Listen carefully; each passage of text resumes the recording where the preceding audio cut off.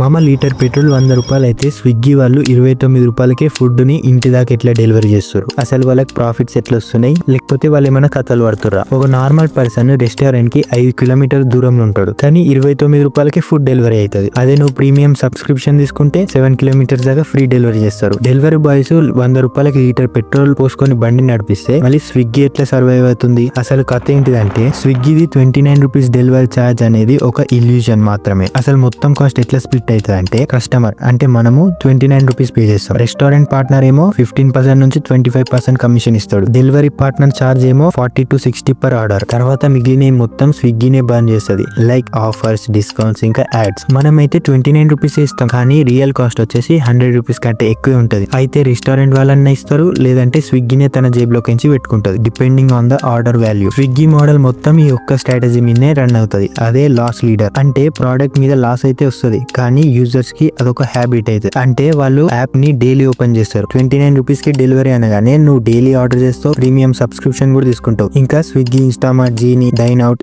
ఇవన్నీ ట్రై చేస్తావు. ఒక్క యాప్ తోటి మొత్తం ఎకో సిస్టమ్ తయారైతుంది. కానీ ఈ మోడల్ ఇన్వెస్టర్స్ పైసలు పెట్టినంత వరకే రన్ అవుతుంది. సో స్విగ్గీ లాంటి ప్లేయర్స్ ది మెయిన్ ఏమో ప్రాఫిట్స్ కాదు, మార్కెట్ క్యాప్చర్ చేయడమే. సో 29 రూపీస్ డెలివరీ ఛార్జ్ ఎప్పుడైనా సరే 100 రూపీస్ అవుతుంది. కానీ మనకు నమ్మకం వచ్చిందంటే ఆర్డర్ చేసే టైంలో ప్రైస్ అస్సలు మ్యాటర్ కాదు. Do follow for more videos.